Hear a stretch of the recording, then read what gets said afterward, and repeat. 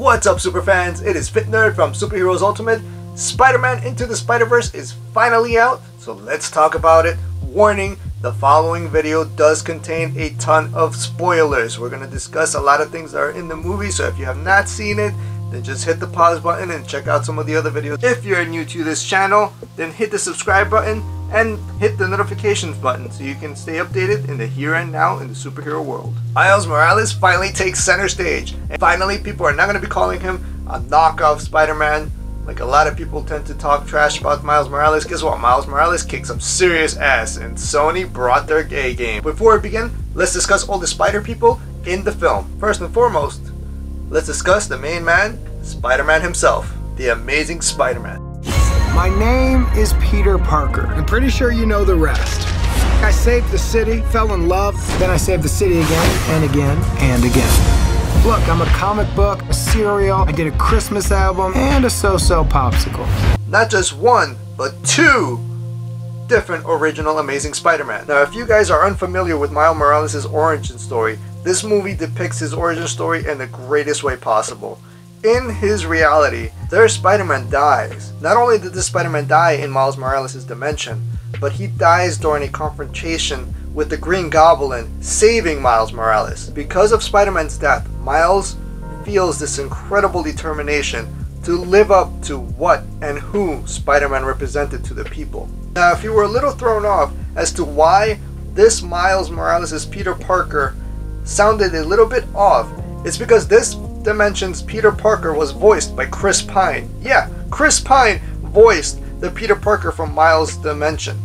Jake Johnson voiced the Peter from the other dimension who helps mentor Miles.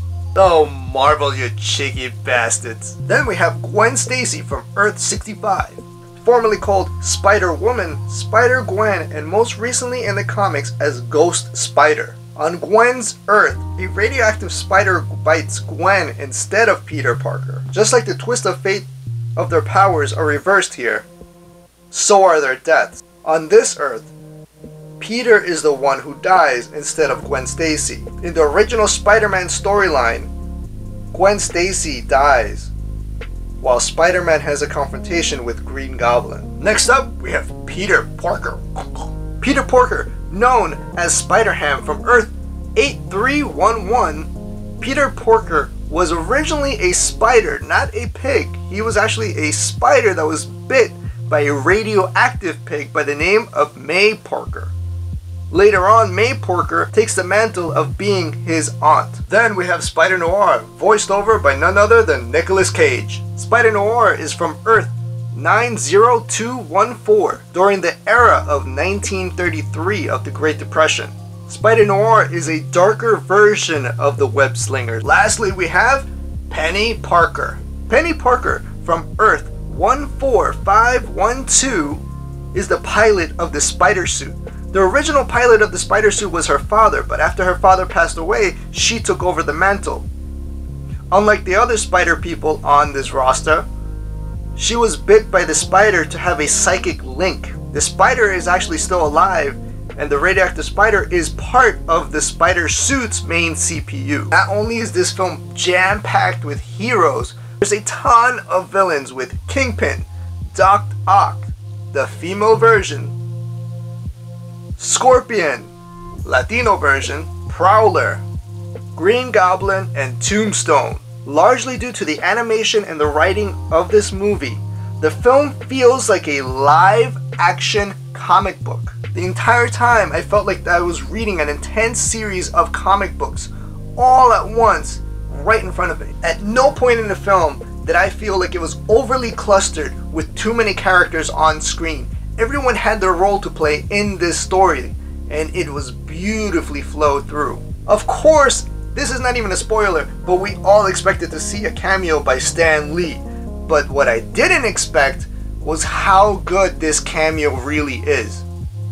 Right up there with the cameo with Tobey Maguire in the first Spider-Man movie with Sam Raimi. This cameo was rightfully placed, since Spider-Man is one of the most beloved characters by Stan Lee. As for the end credit scenes, and yes, there are two of them, both of them are a total confirmation of a sequel, if not multiple sequels, in the near future. With all the jokes and drama that goes hand in hand with all Spider-Man stories, this film does an excellent job at staying true to the comic book source material. I mean, they really did their research on this. And for those of you that had a pet peeve about not seeing in the previews about the 2099 Spider-Man, just hang on to your seats. There is a sneak peek at him, and it is worth the wait. He does actually pop up in the film, and it is damn well worth it because it just shows that he's definitely going to be part of any sequel that's coming out of these films. This movie is a total solid win. Now, if you want me to elaborate on what I mean by this film feels like reading a live action comic book, just take a look at the Post Malone video of Sunflower and you will see exactly what I mean. And it just has this whole comic book feel to it. But the animation is so good, the voice actors are so good. The entire film, I honestly really believe that this is one of the best Spider-Man films of all time. And it may be like a huge overstatement at the moment, but for those who haven't seen it and are cheating by watching this first, go do yourself a favor and watch this film. Watch it repeatedly. It really brings this Spider-Man story to life. I, for one, am definitely going to watch this movie again, at least 1 or 2 more times in the movie theater, because it's that damn good, that damn entertaining, and you really don't even feel the timing.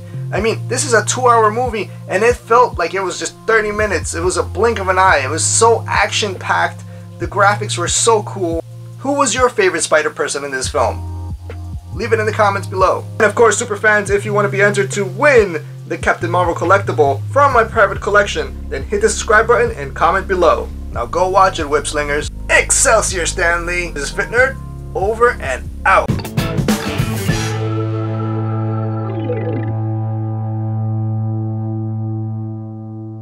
3, 2, 1, a boosh!